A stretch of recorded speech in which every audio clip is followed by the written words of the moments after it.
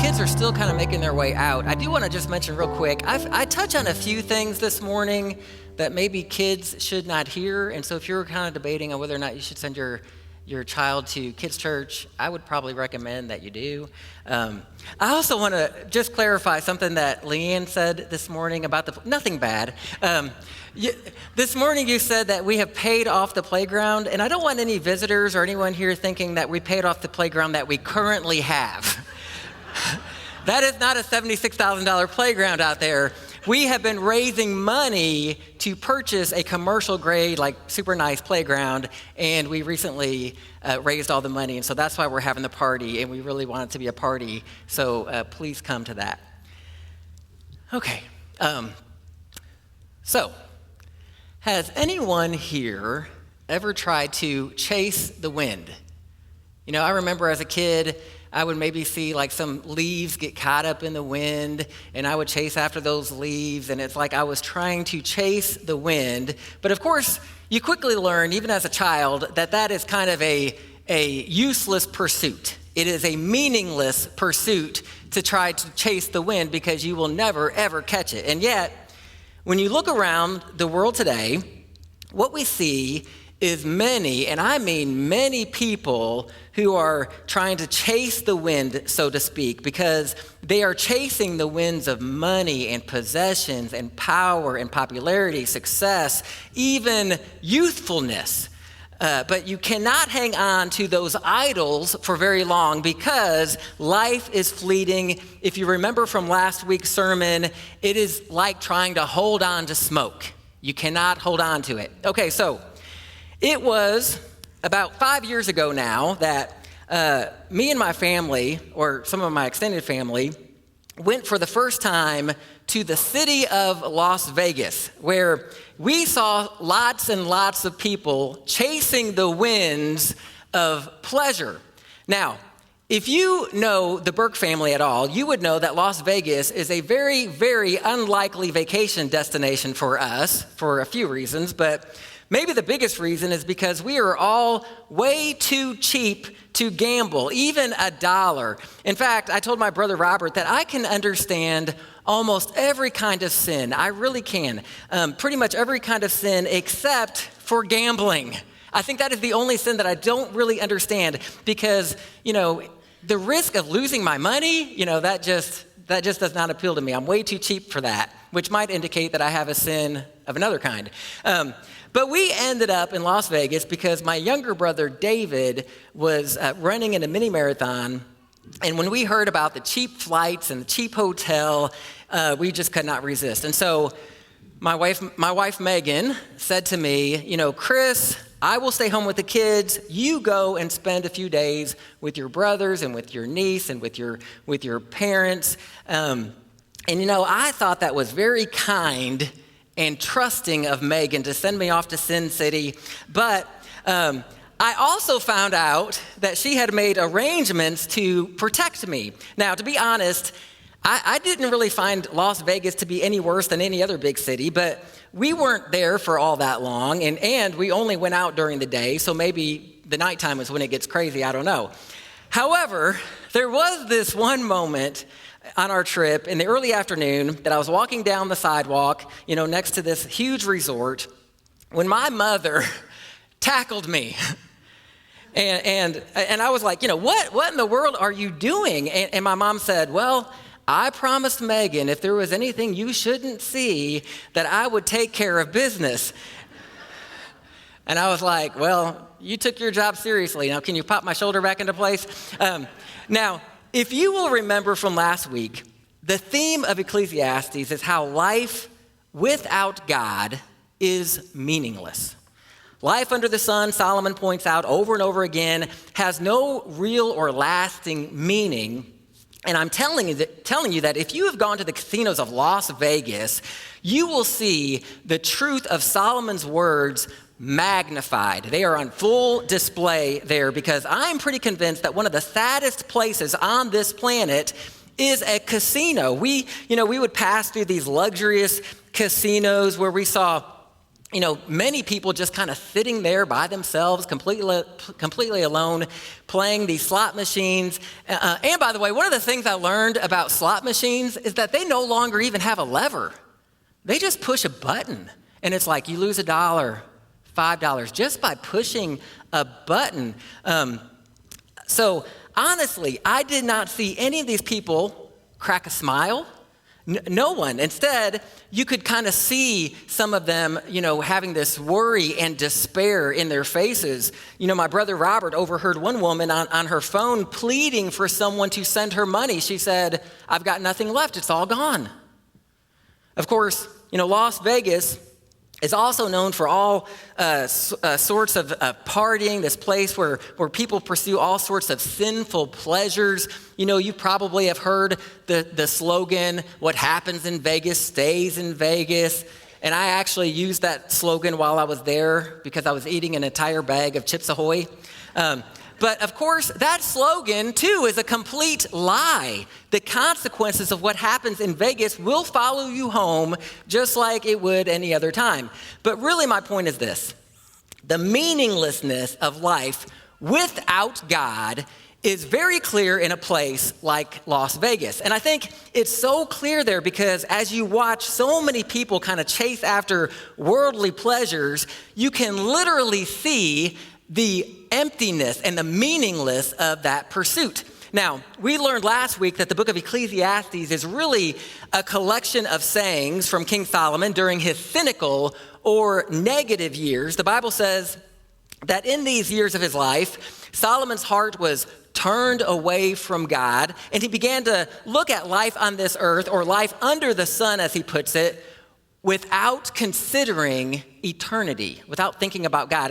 And he determines that life without God is meaningless. Remember, he said that it is all smoke. And really, the book of Ecclesiastes is meant to expose the dead-end philosophy of this world. But even though we have this clear warning from Solomon that this world's pleasures always come up empty, it seems to me that we all just kind of pursue them anyway. Isn't that true? And it's like we all just keep falling into the same old traps of pursuing pleasure as we go on this quest for fulfillment. But we often look in all of the wrong places, don't we? Now, the Greek word for pleasure is hedonism. Hedonism. And something that Solomon said proved his hedonistic mindset is this. He said in the book of Ecclesiastes, chapter 8, verse 15, to eat, drink, and be merry. You ever hear that phrase? Eat, drink, and be merry. Well, that comes from Solomon. And you'll find a similar phrase in the book of 1 Corinthians, chapter 15, verse 32, where it says, if the dead do not rise, let us eat and drink, for tomorrow we die. And of course, the idea is that if this life is all that there is, well, live it up. Live it up while you can. Live for yourself. Live for pleasure. Live for happiness. Party like it's 1999. Remember that song? Party like it's 1999. Prince sang that. Now, that song came out in the year 1982. So why did Prince say to party like it's 1999? Well, it's because everybody thought the world was going to end in the year 2000, and so you better party like it's 1999. And so the picture is, if we all knew that the world was going to end tomorrow, we should all go out and have a wild party. Live for pleasure while you can. But would we do that? Would we really? Is that what you would do? Well, I hope that you would not, because that would really be ignoring reality. Several years ago, I read the book series, The Hunger Games. How many of you all have read those books? Yeah, they're pretty good. And there is a scene from those books and in the movies in which the main character, a girl named Katniss Everdeen, has been selected to fight to the death. And so she is basically kind of like this teenage gladiator who will most certainly die in the arena. Well, she is then transported in a luxurious train with the finest food, the most beautiful scenery, these expensive furnishings. That table over there is mahogany. And they treat Katniss as if she should be grateful for the train ride. They say, enjoy all of this. But of course, she's kind of like, are you kidding me? How can I enjoy this short train ride when I know that it is transporting me to my death? And don't you ever feel that? Don't you ever feel that? How can we possibly enjoy this trip of life if we believe that it's just going to end in death and nothing more beyond that? If I didn't have hope of life beyond the grave, I promise you I would not enjoy the journey marching to it.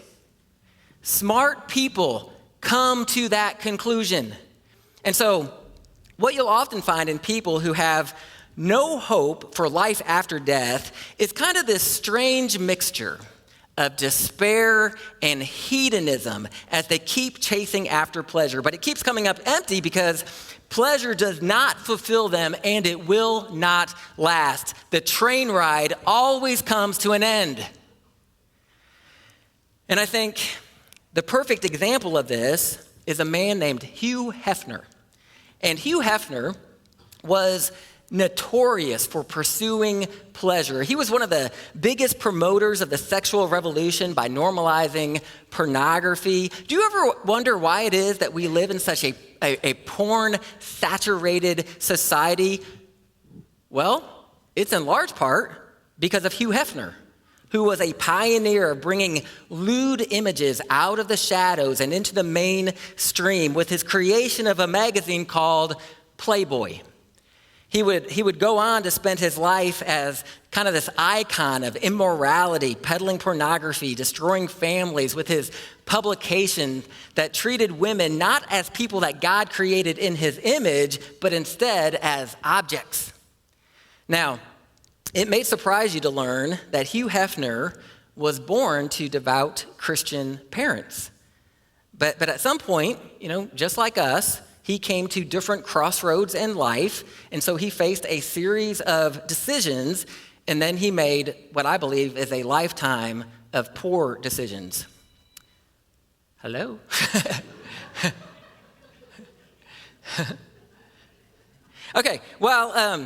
So back to Hugh Hefner. So Hugh Hefner, he started out working at a children's magazine. Can you believe that? Well, he abandoned that path and instead chose a path marked by greed, lust, and an evil agenda. He spent 6 decades in a quest to glamorize hedonism, which again means to live for pleasure.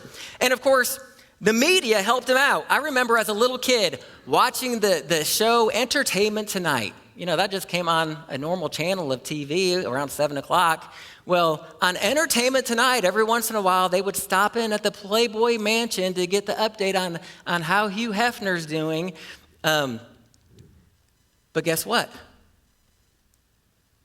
The train ride ended.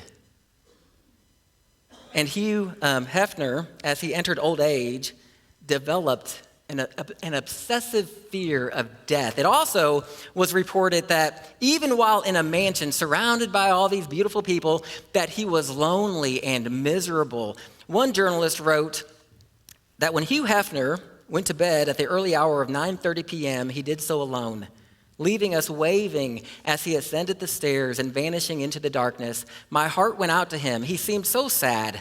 I wondered what was going on inside and who the real Hugh Hefner could possibly be. The man I found that day was fragile, lonely, and sad, perhaps incapable of achieving real intimacy. In his final days, Hugh Hefner was eating the fruit of his life, and it was bitter, bitter fruit. Proverbs 19, verse 3 says, people ruin their lives by their own foolishness, and then they are angry at the Lord. And if you remember from last week, I said that Solomon had a total of 1,000 women. 700 were wives, 300 were concubines. And so he too was trying this hedonistic approach to life. Galatians 6, 7 through 9, though, says, "Do not be deceived. God is not mocked. For whatever a man sows, that he will also reap. For he who sows to the flesh will of the flesh reap corruption. But he who sows to the Spirit will of the Spirit reap everlasting life." Now, it was just a few weeks ago that I talked about abortion. And I described how one person's evil ideas will kind of build on another person's evil ideas. Well, in a similar way, Hugh Hefner built on the ideas of a man named Alfred Kinsey. And I've talked about Alfred Kinsey before, but in case you forgot, Alfred Kinsey was a professor at Indiana University who paved the way for the sexual revolution in the 1960s. And Alfred Kinsey lived for hedonism. His philosophy was, well, if it gives you pleasure, then just do it. In fact, Kinsey's research sought to justify adultery, homosexuality, and even pedophilia. And in hindsight, we now know that he fabricated his research. Alfred Kinsey was a fraud. And what's really kind of thick is that Alfred Kinsey is still celebrated at Indiana University. The Kinsey Institute is named after him, and there's a bronze statue of him on the campus. And to this day, his false claims are still reported in the media for some reason. And while his research has now been debunked, we have to understand that it wasn't debunked back then.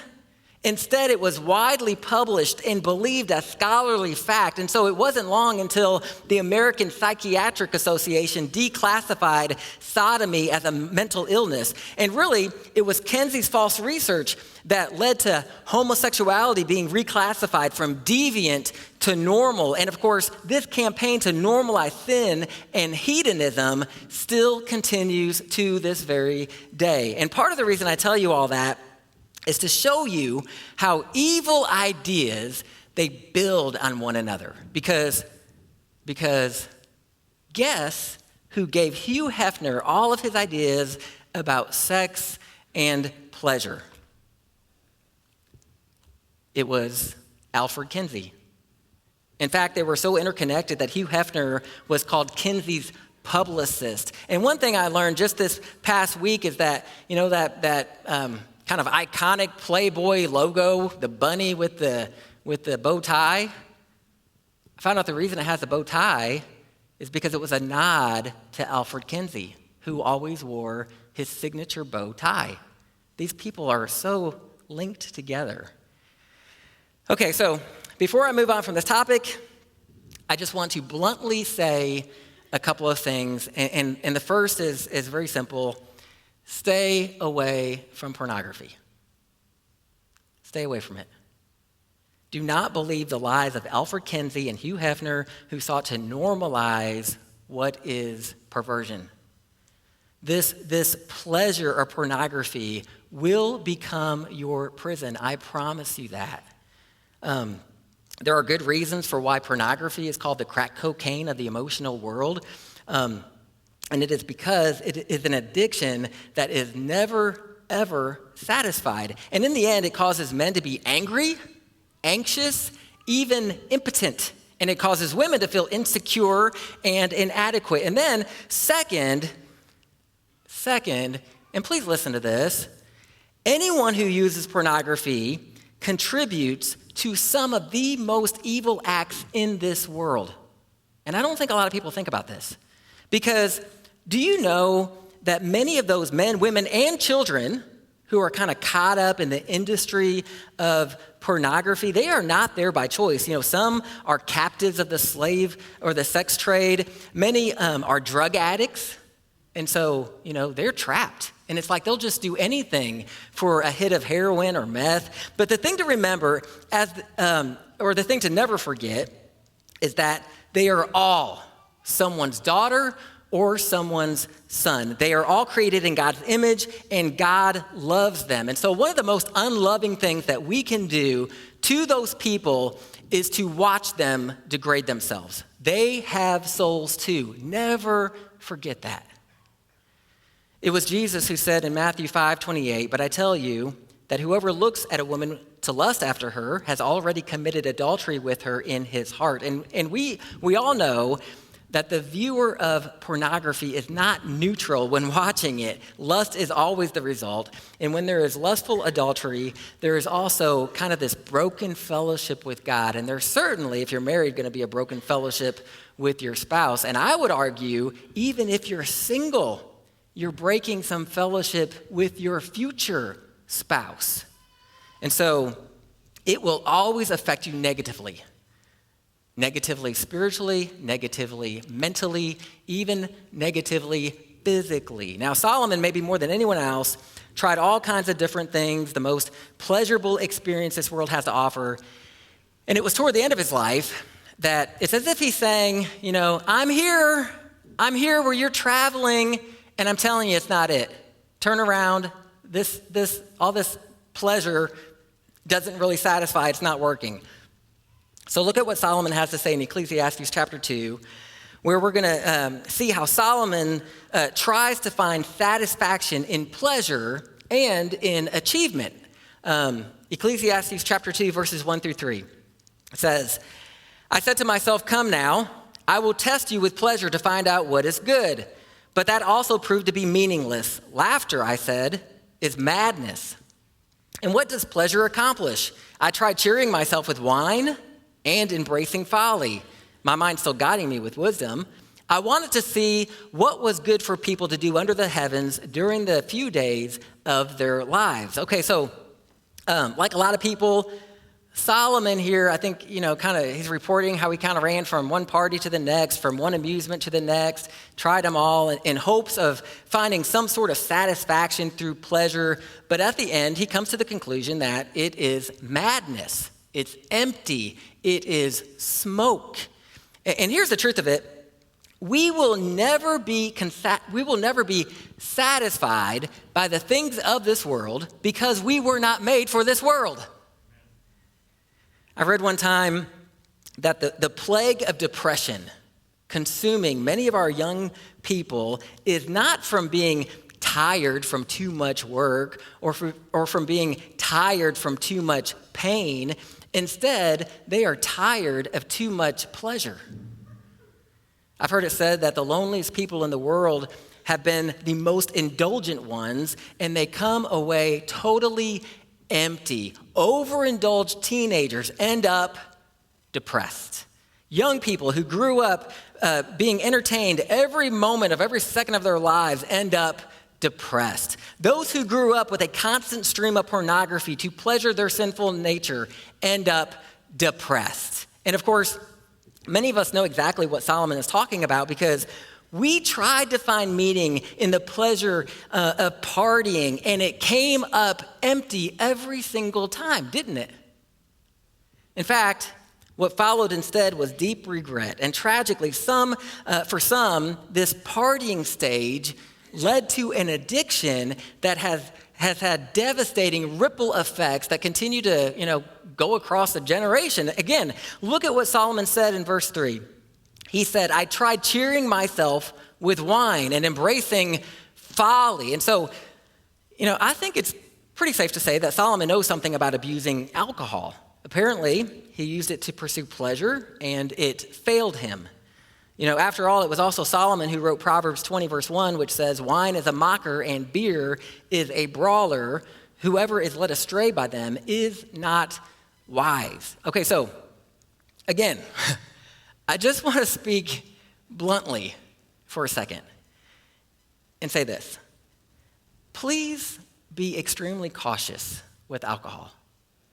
Be extremely cautious with alcohol. Now, I've said before that I can't really build a biblical case for the prohibition of alcohol. However, I can build an airtight case for why drunkenness is always unwise and sinful. And that's why, honestly, part of me is like, why do people even mess with it? I don't understand. Modern day alcohol is so potent compared to the alcohol of Jesus' day that it doesn't really take much at all to make a person tipsy. And then I think there's such a fine line between being tipsy and being drunk. And most people don't really even know the exact moment that they cross from one side to the other, do they? And I say this in love, I really do. But when I'm around people who are drinking, I often sense that their inhibition has been lowered. Their tongues seem to get a little bit looser.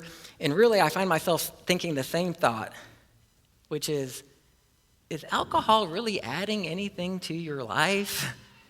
And besides, more and more, it's being proven that our modern day alcohol is bad for our health. I've heard health experts call it poison.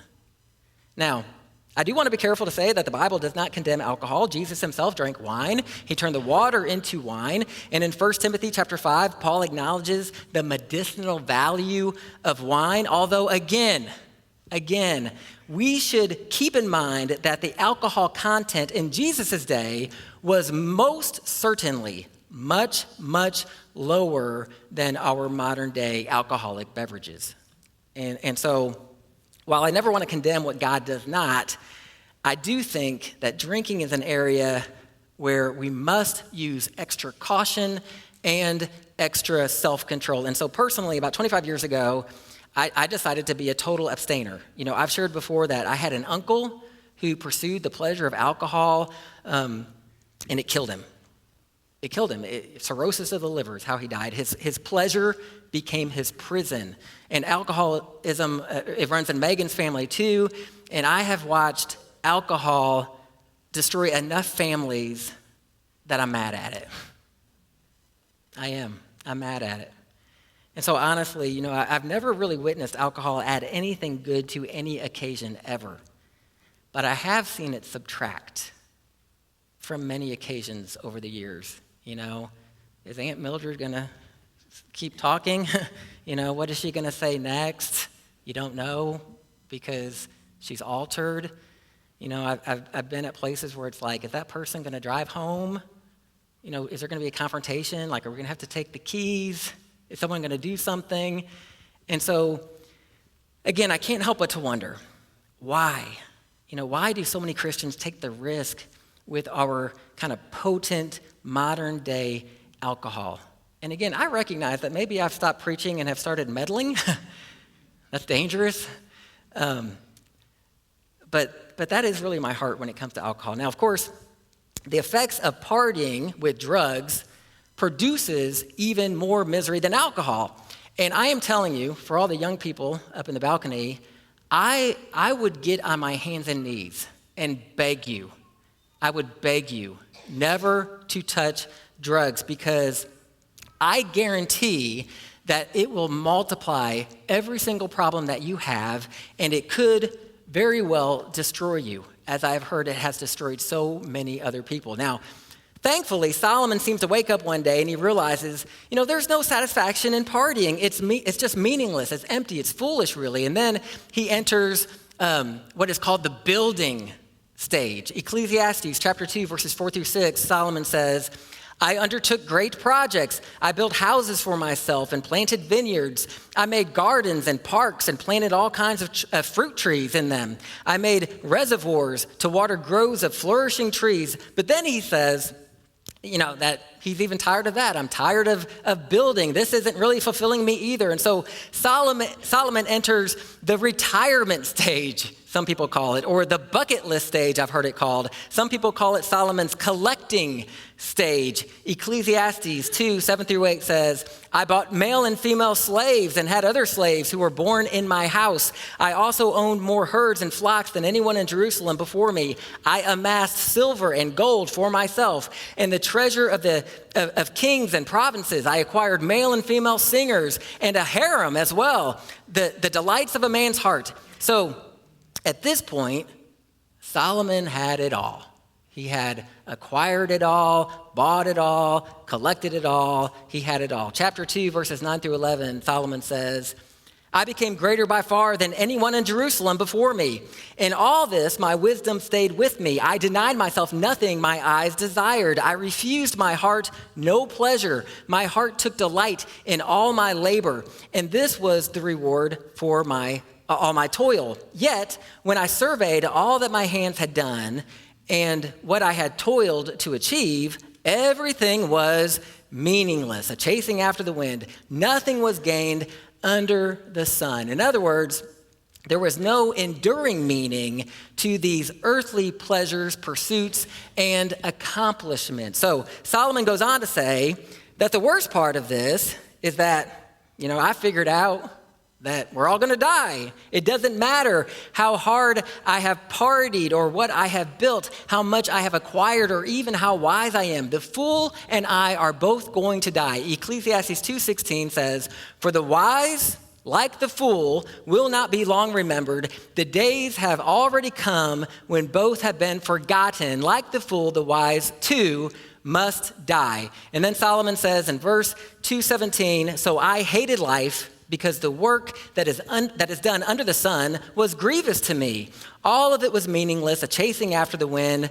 And then verses 22 and 23, Solomon asks, "What do people get for all their toil and anxious striving with which they labor under the sun? All their days, their work is grief and pain. Even at night, their minds do not rest. This too is meaningless." Okay, so I'm going to close by answering this question. How do we bring meaning to this meaningless life? How do we do that? Well, it was Jesus who said in John chapter 10, verse 10, that I have come that they may have life. And that means a meaningful life, and that they may have it more abundantly.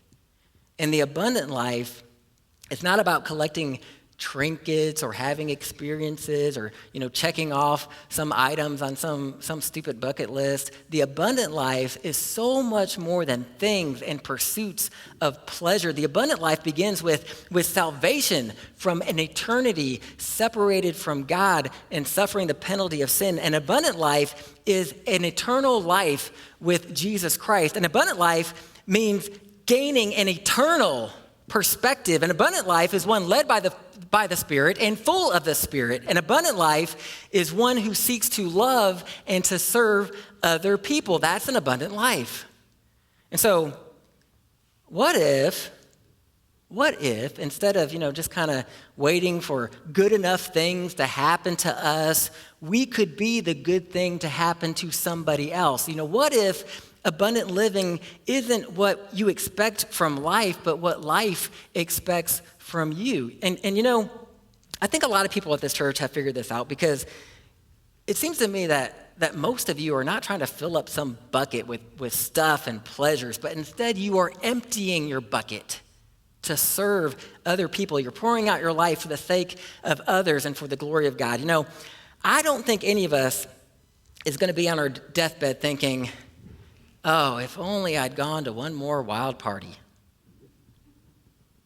No one's going to be on your deathbed thinking, "Oh, if only I'd gone deep sea fishing in Cancun." If only I'd bought one more useless trinket at Dillard's. We're not going to be thinking that. Because when we are standing at the door of eternity, we will see the truth in this saying, only one life soon will pass. Only what's done for Christ will last. Let's stand and we're going to pray.